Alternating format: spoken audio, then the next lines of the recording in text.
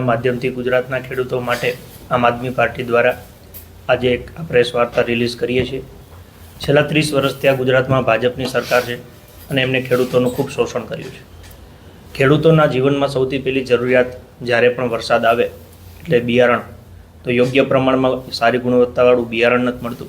આ ઉપરાંત વાવ્યા પછી ખાતરની જરૂર પડે છે। ખાતર માટે ખેડૂતો આખા ગુજરાતમાં જ્યારે જોઈએ ત્યારે લાઇનમાં ઊભા હોય છે, રઝળતા હોય છે। યોગ્ય પ્રમાણમાં સારી ગુણવત્તાવાળી જંતુનાશક દવાઓ નથી મળતી।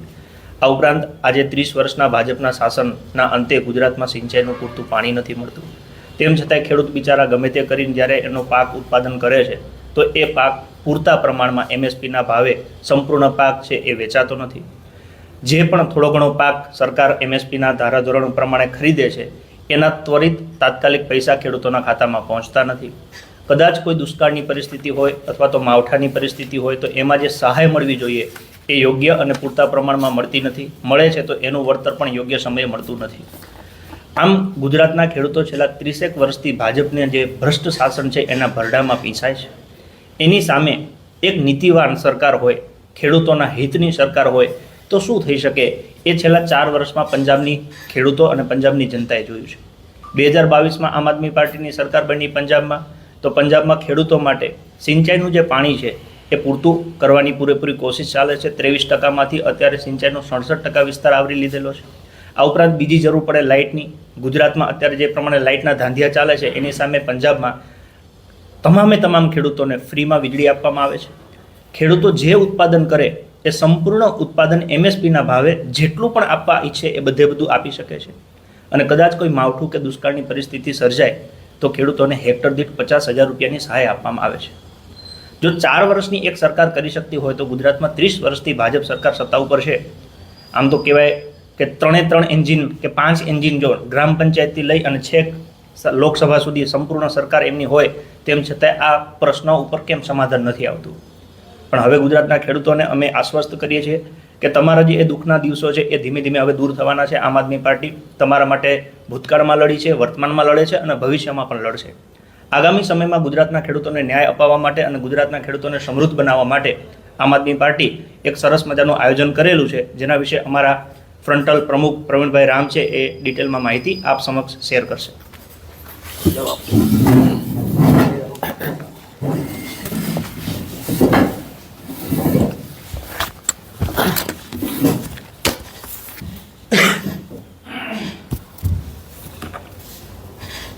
નમસ્કાર મિત્રો, તમામ મીડિયા મિત્રોનું આજની પ્રેસ વાર્તામાં સ્વાગત કરીએ છીએ।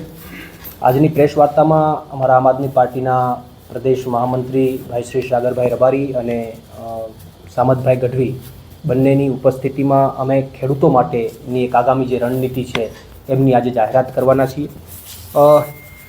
ટ્રેડ જે ઇન્ડિયા US ટ્રેડ મામલે જે કે પણ આમ આદમી પાર્ટી ગ્રાઉન્ડ ઉપર લડી રહી છે અને એનાથી જે ખેડૂતો પાયમાલ થવાના છે એને લઈને આમ આદમી પાર્ટીએ ટ્રેડ હટાવો કિસાન બચાવો એક મહાઅભિયાનની જે જાહેરાત કરી છે, 1 મહિના સુધીના મહાઅભિયાનની જાહેરાત કરી છે।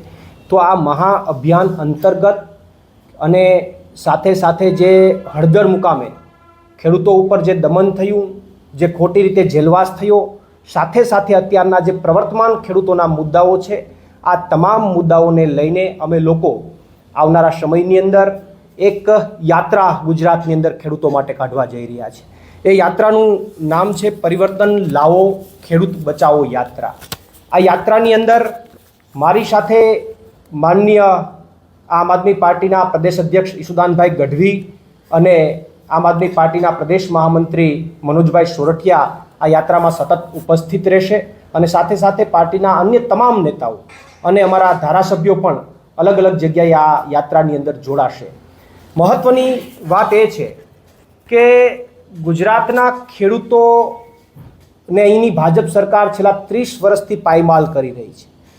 એની અંદર બિયારણથી વાત લઈ લો તો ક્યાંક ને ક્યાંક નકલી બિયારણોએ ખેડૂતોને પરેશાન કર્યા છે। અન્ય કોઈ પણ વાત કરો, ખાતર છે તો સમયસર ખેડૂતોને ખાતર નથી મળતું। વીમાની વાત છે, સુરક્ષા સહાયની વાત છે, તો ખેડૂતોને અપેક્ષા હતી કે આ વખતેના બજેટમાં સરકાર તરફથી ખેડૂતોને સહાય એના પાક રક્ષણ માટે કાંઈક નવી યોજના આવશે, પણ એવું કાંઈ પણ આ બજેટની અંદર ખેડૂતો માટે ફાળવવામાં આવ્યું નથી। સિંચાઈના પાણીના પ્રશ્નો છે, ભાવ નથી મળતા એમના પ્રશ્નો છે, અને દેવા માફીની ખેડૂતોની કેટલા સમયથી માંગ છે. કરદો કરે તો સરકાર કરદા બાજો છે એને સમર્થન આપે છે. આ તમામ મુદ્દાઓ જે છે એ તો ખેડૂતોને પરેશાન કરે છે. વધારામાં ઇન્ડિયા યુએસ ટ્રેડ ડીલના કારણે ખેડૂતો હજુ પણ વધારે પાયમાલ થશે, કારણ કે અમેરિકામાંથી જે ખેડૂતોનો માલ આવવાનો છે એની સામે અહીંના ખેડૂતો માર્કેટમાં ટકી શકવાના નથી. તો આ તમામ પરિસ્થિતિઓ અત્યારે ગુજરાતના ખેડૂતોની સામે ઉપસ્થિત છે.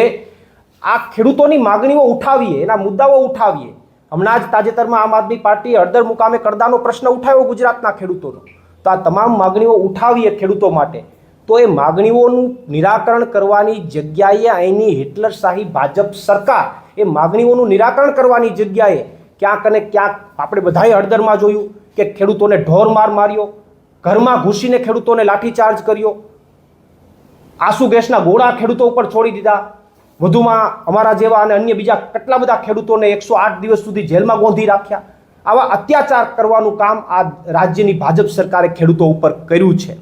ત્યારે આજરોજ અમે સમગ્ર ગુજરાતના ખેડૂતોના હિત માટે અને ખેડૂતોની માગણીઓને લઈને એક આગામી પ્રોગ્રામ જાહેર કરવા જઈ રહ્યા છીએ. ટ્રેડ હટાવો કિસાન બચાવો મહાઅભિયાન અંતર્ગત એમના એક ભાગરૂપે જ આવનારી 24 તારીખથી એક ખેડૂતો માટેની યાત્રા શરૂ થશે. 108 દિવસની અમારી જેલ બાદ અમે ખેડૂતો માટે ગ્રાઉન્ડ ઉપર ઉતરીશું, ખેડૂતોની વચ્ચે જઈશું અને 24 તારીખથી સોમનાથથી આ યાત્રાની શરૂઆત થશે અને 8 તારીખ સુધી આ યાત્રા અલગ અલગ વિધાનસભાઓમાં, અલગ અલગ જિલ્લાઓમાં ભ્રમણ કરતી કરતી 8 માર્ચના રોજ ગાંધીનગર પહોંચશે.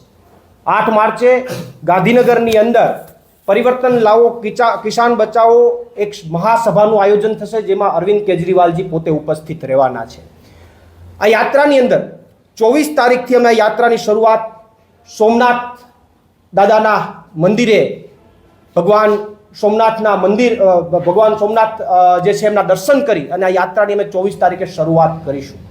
મહત્વની વાત એ છે કે 108 દિવસની અમે જેલ ભોગવ્યા બાદ હું ખેડૂતોની વચ્ચે પહેલી વાર જઈ રહ્યો છું. આ યાત્રાના માધ્યમથી ખેડૂતોની વચ્ચે જઈ રહ્યો છું. ત્યારે 24 તારીખે આ યાત્રાની જ્યારે શરૂઆત થશે ત્યારે સોમનાથ દર્શન કરીને ત્યારબાદ પહેલી સભા મારું જન્મસ્થળ, જે ગામમાં મારો જન્મ થયો છે, જે ગામે મને એક આઈડેન્ટિટી આપી છે, એવું મારું ગામ ઘુશિયાની અંદર સૌથી પહેલી સભાનું આયોજન થશે.